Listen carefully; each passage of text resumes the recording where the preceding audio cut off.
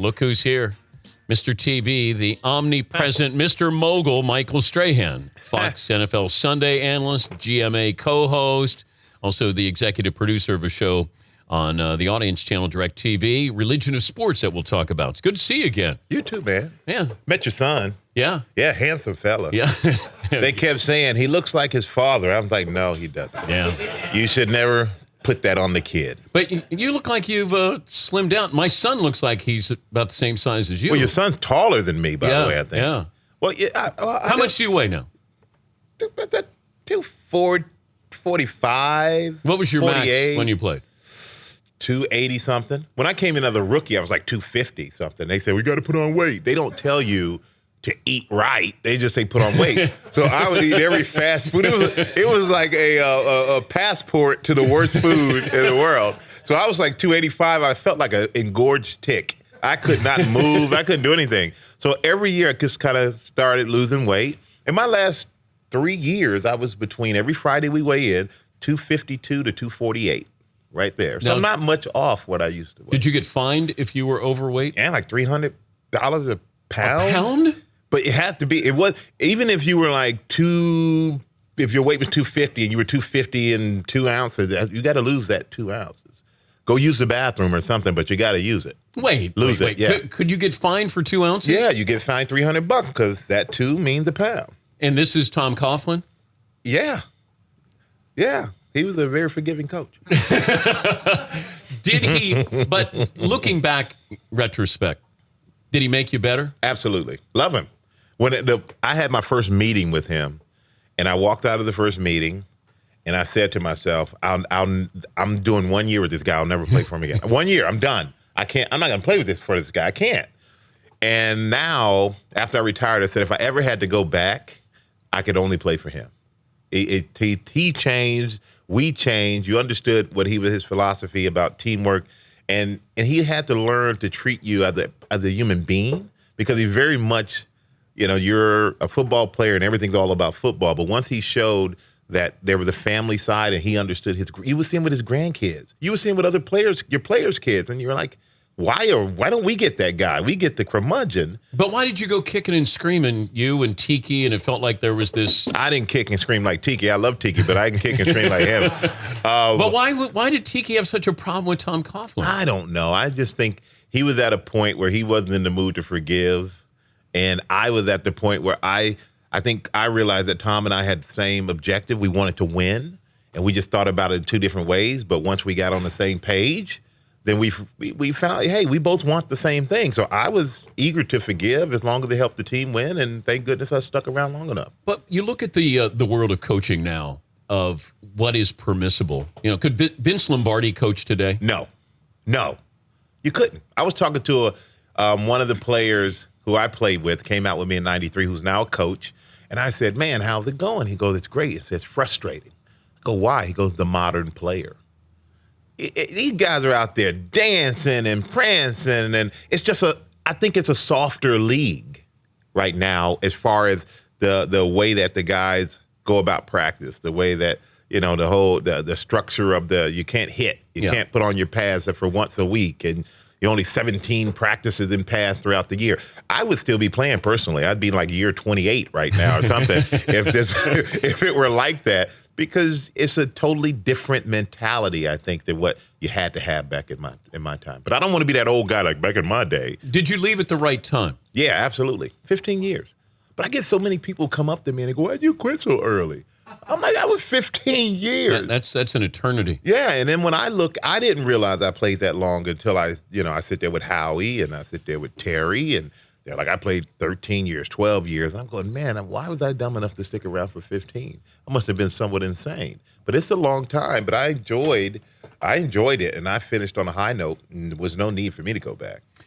You look at today's players, though, with Colin Kaepernick, with what he's doing, or Cam Newton, what he's doing, or Josh Norman, what he's doing. The role that veterans play, can they play the same role to take somebody young under their wing and guide them? Absolutely. Does Cam Newton, would he listen to somebody? Or would Josh Norman listen to somebody? If they're smart. And I think now, with the way the NFL is set up, there aren't very many teams with that kind of vet now. Yeah. because the salary cap and the way you can get a younger player to come in and play for a lot less than what you have to pay for a vet minimum, you're not going to have that same type of leadership. So you have a lot of guys who are great players and who are good guys. I don't want to take that area. Are good guys, but sometimes don't understand it till they don't know what they don't know. Would you put up with Odell Beckham celebrations? Some of them. Like some of it, I would say, hey, like, okay, you kissed the net once, okay, we're good. Don't marry it the next time. And then next thing you know, you got babies running around here with a net. Like once is good. We get it. And then some of the stuff, you take your helmet off and it penalizes the team. I don't like that. I understand you're excited. We're all excited for you. But you have to learn to do something that's going to, in the context of the team and not just, look at me. But he's a phenomenal player, and I do understand emotion. But you have to think it's bigger than you. That's the mindset you have to have in order to be a winning team. It's bigger than one person. Yeah, but they're doing it for your son. Like, so if you're 23, the kids who are 12 think you're awesome. They're not doing it, so somebody like me is going to go, hey, boy, stop. I'm the guy who yells at you to get off my lawn there, And they don't care about that. Like, they look at me as probably saying, don't you get it? But see, and this is where I hate coming across as like the player guy who played, and then he's like hating on the young guys. I'm not that guy. I totally get it. I was there, with guys who are a lot younger than me, and I was very understanding because I felt like once you start thinking you know it all, that's when it's when you're fooling yourself. So I understand the excitement. I understand what fits in with the younger generation. Absolutely, totally get it. But I also think at some point you got to look back at yourself and realize how it really does look. I mean, I understand the dancing sometimes. Did you dance? You get a first. No, I used to flex every once in a while. I get a sack out and gonna flex on them. I kept it pretty simple. Yeah. I wasn't a dancer. Did anybody yell at you for flexing? No, because if they did, I'd sack the quarterback again. Who did you not sack? Oh, man. That you wish you had. I don't know. More so than I would love to sack some of these young guys, these new quarterbacks. I would love to have tried to go after Cam. I would Dak Prescott. Cam's bigger than you. Yeah. But when I put on everybody was bigger than me, man. I was 250-something pounds. But once I put on those shoulder pads, I felt like I was the biggest, baddest SOB on the planet. Switch. If I gave you a blind hit, or you could go, they knew you were coming, and they're coming right, you're right in their sternum. So you can pick somebody. How are you going to hit them? How am I going to hit them? You want to go blind? No, I don't care if you see me coming. I'm still going to hit you. You know how many times the quarterback, like he sees you coming and he throws the ball and I'm like one step away and I'm like, well, I know you threw it, but I worked too hard to get this close. I'm going to give you a little something to take back to the huddle with you. So, man. But you couldn't do that now. I take my chances. I see how they played it because it's all about the hit, and sometimes it's if you follow through too much, or the way you finish, your body language. Like in Dominic Sue, when he stepped on him and stepped on and stomped on the guy, you don't stomp on a guy straight out. You like accidentally step and you roll slowly off your toe from heel to toe on the hand. During the commercial break, could you do that to Paulie? Like just show us how you would do that? Yeah, no problem. He volunteered. He always did. Did you ever... You didn't have to be told to take somebody out. No. I didn't ever want to take anybody out. I just wanted to play hard. But did you guys have a bounty? No. As far as incentive, not the word bounty. But would you say, all right, whoever gets this guy, we're all buying dinner? Or... No. Our guys were too cheap for that. Would you tell me if you actually had incentive to take somebody out? Yeah, but I don't think we weren't that kind of team. We were a team that wanted to play hard and you want to be respected. And I never wanted to take anybody out. I want to beat you with your best players. I don't want any excuses, but we didn't have bounties like that. But as many times as you guys hit Brady in the Super Bowl, you did try to take Brady out.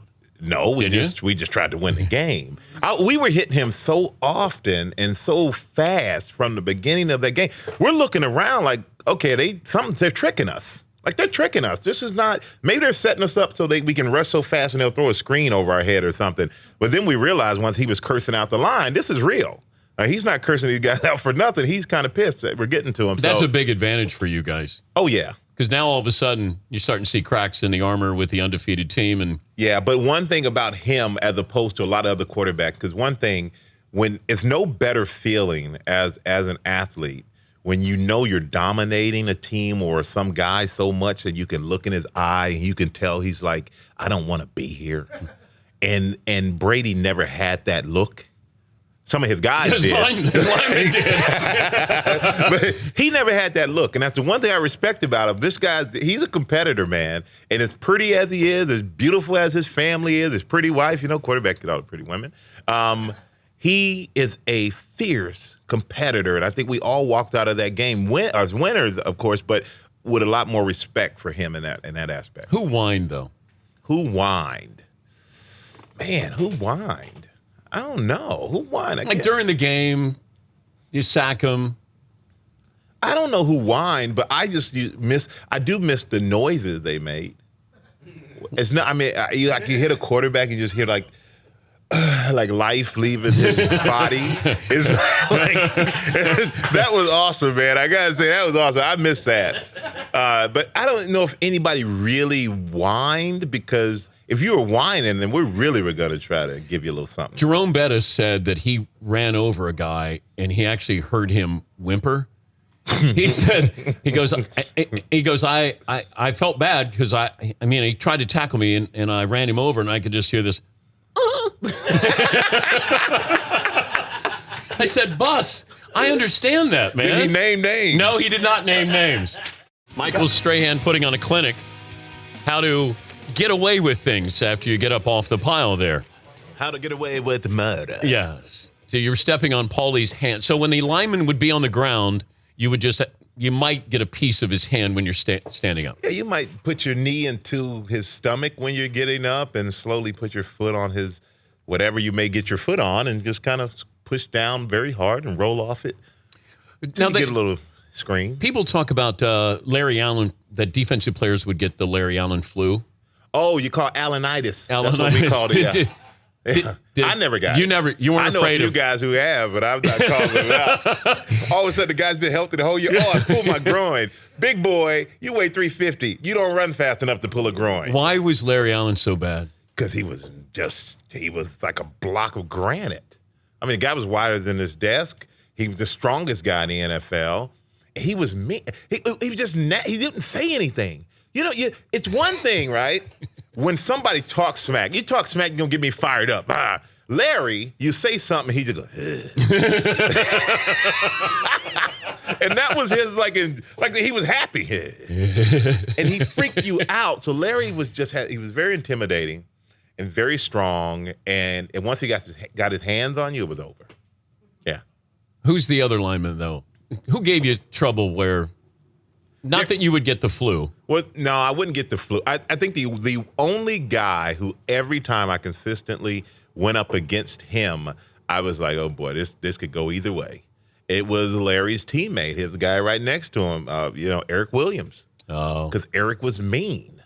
Eric was mean, man. Like he was the nicest guy off of the field, but on the field, that was the meanest dude I've ever encountered.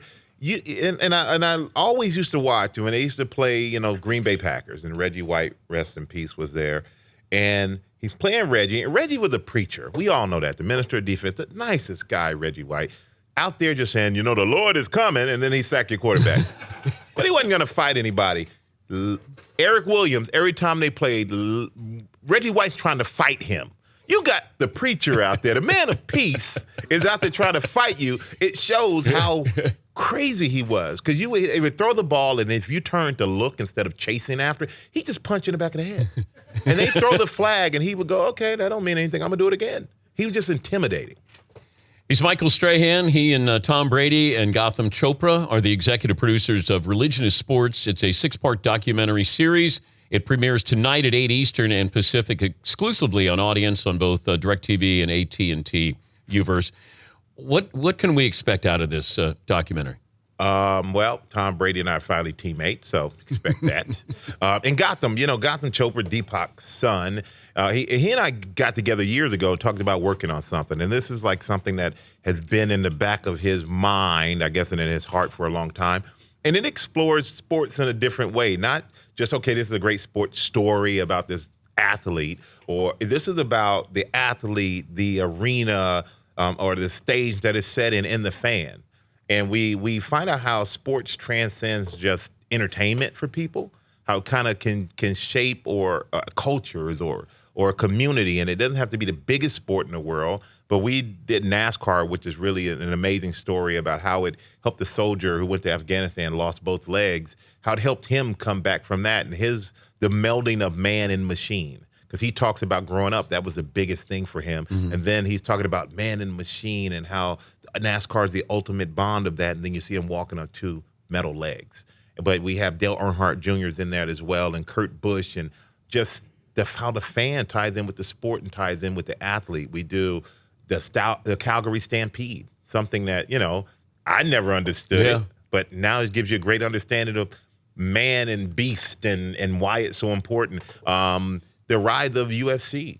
I mean, Kat Zingano, we do an incredible story on her and why would this woman want to fight like this? When you see her life, you'll see why she fights for a greater purpose. And then you see why these fans are so tied into that. We even do e-games, esports. Guys sit in these arenas, and I'm like, esports. No, I get it. I'm usually telling my kids, get off that computer, stop playing those games, boy. I get it. And the prizes are for millions of dollars. Yeah, and people will just sit and watch gamers. Yeah. In like Staples Center. Yes, and it's unbelievable. So, and if you think about sports and religion have such a tie because it gives you some people, it's such a feel, like the arena is the chapel. The demigods could be, say, the athletes, and the spectators are the parishioners. And we just try to tie all that in together to give you a deeper look into how, sports affect lives throughout the world, not just in our country. Were you religious prior to games? Oh, yeah. Did you pray? Yeah. Pretty much the whole team. You have the Lord's Prayer and you do all that stuff. And I definitely prayed to myself. I mean, for myself. Yeah. You daggone right I did. Hey, man. It's about to go down out there. I need somebody with me. It's very hard to find an atheist in a foxhole. I was not going to be out there alone. Paulie brought this up, and let me see if you agree with this. He said, demeanor-wise, if Jay Cutler had 2 Super Bowls, he would be like Eli, and vice versa. Nah. Facial expressions, if you're watching Cutler and Eli, is there much difference in how they look after they've thrown an interception? Yes. I think there's just different. Something different, a different feel. I don't know what it is. Like their body language is, I got to say, body language sometimes is, I used to actually get upset with that. And I had talked to Coughlin about it. I said, I know he's young, but he's one of our leaders. The body language is killing me, man. I mean, I'm still trying to be positive, and he's looking at, just kind of looking out into the stars. But then I realized it's perfect for New York. He just has it kind of happened. I got to move on to the next. Now, I feel like Peyton would have fit in, that demeanor would have fit in more with New Yorkers, and Eli would have fit in Indianapolis a little bit more. Well, and you could say that too. Yeah, that would be fair to say. But I just think that Eli worked here because it's almost as if people are like, okay, we're just not even going to get on the guy because he doesn't even care. He just has that, whoa, what? I don't care, what? So but did you want him to be angry and throw his helmet? And not that I wanted him to be angry, but to me, if you throw a pick, don't walk off like that. Lift your head up, man. Look confident still. Do you have an Eli face? Do I have an Eli face?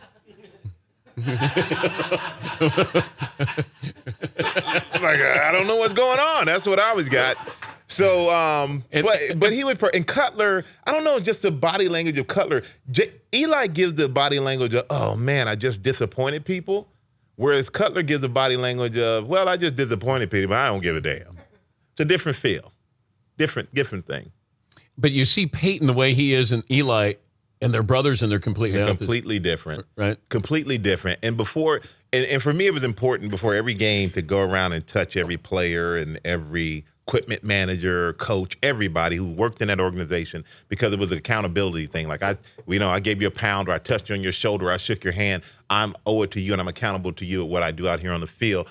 And as I'm doing that, certain guys you would have more of a conversation with, and Brandon Jacobs was right next to Eli's locker. So I would go to Brandon Jacobs, and I'd go, come on, man, run big. Run big. They don't want to hit you. Run big. Yeah. He'd be like, yeah.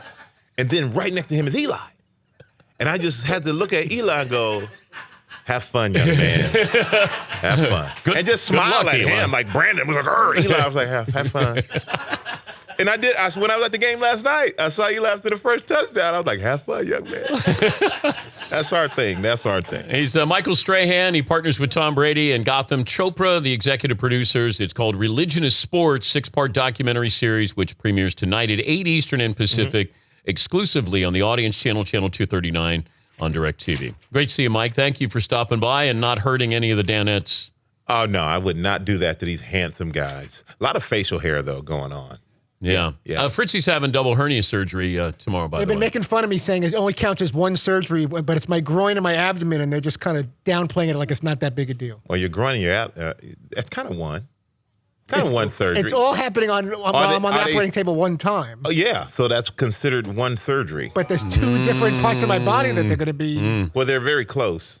What if Strahan just what if Strahan just hits you, Fritzy, and maybe we just blow it out right now?